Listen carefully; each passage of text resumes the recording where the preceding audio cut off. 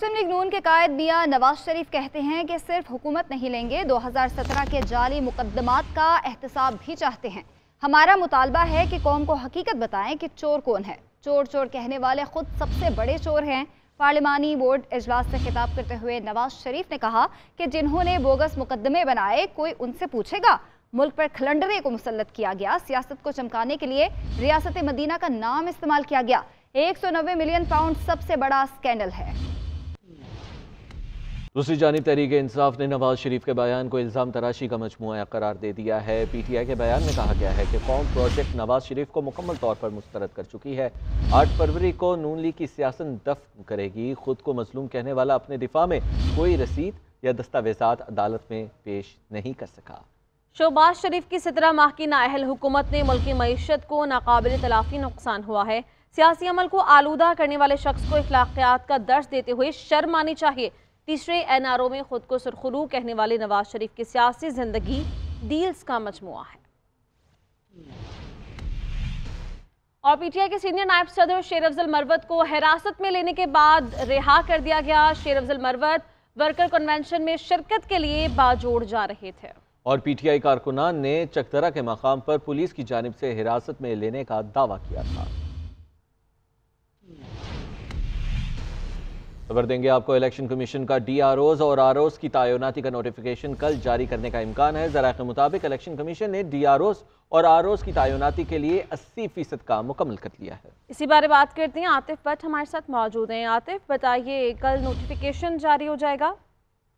जी, ये कभी इम्कान है कि कल इलेक्शन कमीशन की जानब से DROs और ROs की तैनाती का नोटिफिकेशन जारी कर दिया जाए। आज 80% काम मुकम्मल कर लिया गया है और कल भी अफसरान को इलेक्शन कमीशन आकर काम मुकम्मल करने की हिदायत की गई है। इलेक्शन कमीशन ने आज सर्विसेज जो सेक्रेटरीज हैं उनसे भी अफसरान के सर्विस रिकॉर्ड हासिल करके उसका जायजा लिया है। मुल्क भर में आम इंतखाबात के दौरान 142 DROs और 859 ROs जो है वो तैनात किए जाएंगे और इलेक्शन कमीशन कौमी और सूबाई असम्बली के हल्कों में अलग अलग DROs तैनात करेगा। और इस हवाले से अगले हफ्ते के लिए ट्रेनिंग जो है उसका भी मुजव्वजा शेड्यूल तैयार कर लिया गया है। इंतखाबी अफसरान को ट्रेनिंग इलेक्शन कमीशन के हुकाम देंगे। DROs को ट्रेनिंग 1 दिन के लिए, ROs को 3 रोजा ट्रेनिंग जो है वो दी जाएगी। DROs को सूबाई इलेक्शन कमिश्नर के ऑफिस में, जबकि जो रिटर्निंग अफसरान का उनको डिवीजन की सतह पर जो दफातर होंगे। आतिफ, आप इस बारे में बता रहे थे।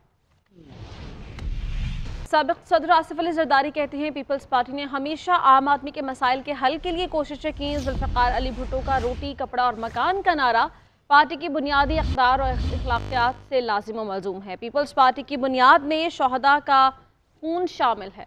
किसी जमात ने अपने मंशूर की तकमील के लिए पीपल्स पार्टी से ज़्यादा कुर्बानियाँ नहीं दी हैं। हम एक नए जोश और फ़र्ज के एहसास के साथ पाकिस्तानी अवाम की खिदमत के लिए तैयार हैं।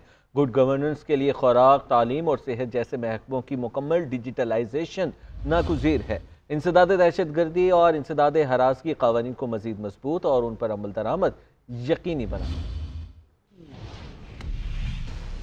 मुस्लिम लीग नून की चीफ ऑर्गेनाइजर मरियम नवाज का इंतखाबी सरगर्मियाँ तेज करने का फैसला। वर्कर्स कन्वेंशन और जलसों का बाकायदा आगाज। मरियम नवाज कल जलालपुर जट्टा में वर्कर्स कन्वेंशन में शिरकत करेंगी। पानी चेयरमैन PTI के खिलाफ एक और नैब रेफरेंस की तैयारी मुकम्मल कर ली गई है। ज़रा के मुताबिक नैब ने तोशाखाना रेफरेंस से मुतल्लिक सबूत इकट्ठे कर लिए हैं। इसी बारे में बात करते हैं। इदरीस अब्बासी हमारे साथ मौजूद हैं। इदरीस बताइए, क्या डिटेल्स हैं?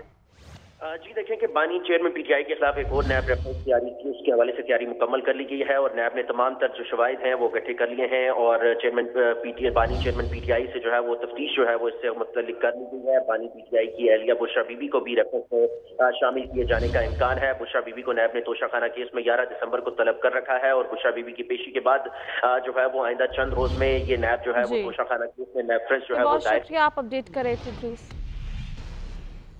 साबिक वज़ीर आला सिंध मुराद अली शाह कहते हैं कि एक लाडला 2013 में, दूसरा 2018 में बनाया गया। 2013 में वोट गिने जा रहे थे मगर पहले ही जीत का ऐलान हो गया था। 2024 में किसी लाडले की नहीं, आवाम की चलेगी। बाकियों को तो लाडला बनाते रहे मगर पीपल्स पार्टी के लिए कभी ऐसा नहीं हुआ। जिन्हें लाडला बनने की ज़रूरत है वो बनते रहें। लेवल प्लेइंग फील्ड ना मिलने के बावजूद आवाम में जाएंगे।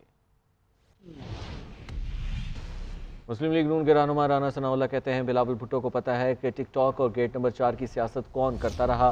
पाकिस्तान मुस्लिम लीग अक्सरियत हासिल करने जा रही है। पंजाब से 100 से ज़ायद नशिस्तें जीतेंगे। सीट एडजस्टमेंट पर सबके लिए दरवाजे खुले हैं। दहशतगर्दी के खतरात की वजह से इलेक्शन मुलतवी नहीं किया जा सकता। सिक्योरिटी इदारे इंतखाबी अमल को सिक्योरिटी फराहम करें। इलेक्शन शेड्यूल का ऐलान 15-16 दिसंबर तक हो जाए तो बेहतर होगा।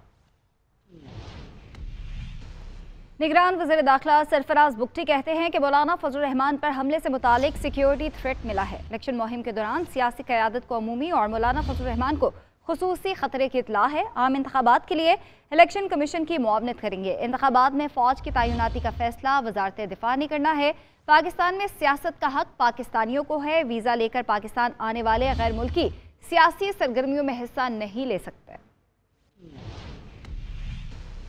नून लीग के सदर शहबाज शरीफ से IPP के सरबराह जहांगीर तरीन ने मुलाकात की और मुलाकात में नून लीग और इस्तेहकाम पाकिस्तान पार्टी के दरमियान सीट एडजस्टमेंट पर इत्तेफाक हो गया है। ख्वाजा साद रफीक, राना सनाउल्लाह और अयाज सादिक पर मुश्तमिल वफ़द ने भी जहांगीर तरीन से फॉलो अप मीटिंग में सीट एडजस्टमेंट वाले हलकों के हवाले से बातचीत की।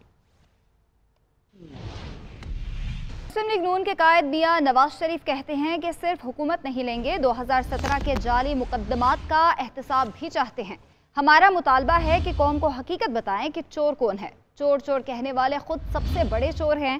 पार्लिमानी बोर्ड इजलास से खिताब करते हुए नवाज शरीफ ने कहा कि जिन्होंने बोगस मुकदमे बनाए कोई उनसे पूछेगा।